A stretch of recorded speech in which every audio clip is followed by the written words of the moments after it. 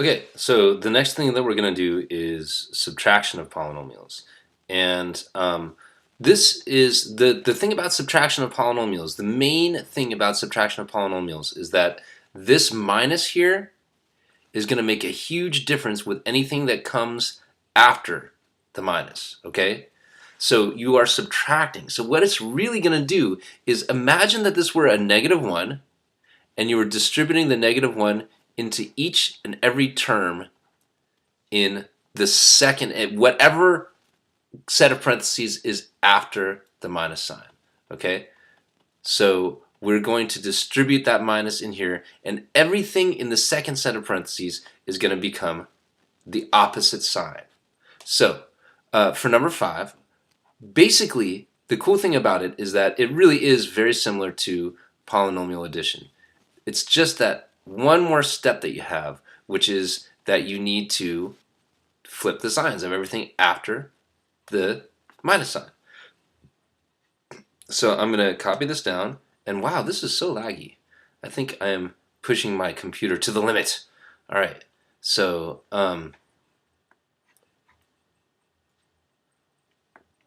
okay. All right, so if you remember, for addition, the first step was to remove the parentheses. And that's going to be true here, except for one way to think about this. Remember, we're going to distribute this negative sign into all of these things. So another way that we could do this is we could actually change this to a plus, okay? And then change all the signs that come after it. Okay, so I changed this to a plus, and then I made this a -6k to the third power, a -2, and a plus k. So let's do that first, and then we'll follow the exact same steps as polynomial addition. Okay, so I'm just removing the parentheses now. Okay.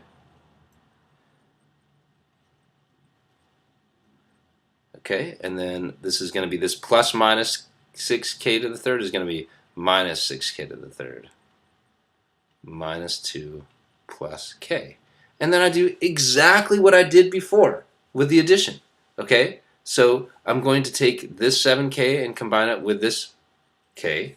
I'm going to combine this -5 and combine it with this -2 here. And then I'm going to take this 4k cubed and combine it with this -6k cubed. So I've got 7. Whoops, let me make this, change the color, make it black. So I've got 7k plus k, and that's really just 1k, right? Minus 5 minus 2 plus 4k to the third minus 6k to the third. Okay? So 7k plus 1k is 8k. -5 minus 2 is -7. And plus 4k to the third minus 6k to the third is minus 2k to the third. Okay? I combine my like terms. Now I just need to do my power drop. So since k to the third is the highest power, it's going to be -2k to the third. Okay? It's going to equal -2k to the third. Here, I'll just take those equal signs away. That looks silly. -2k to the third plus 8k minus 7.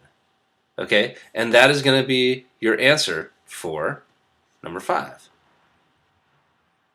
Okay? Now, let's do number 7. So for number 7, I've got 1 minus 2n squared minus 4n to the fourth. Okay?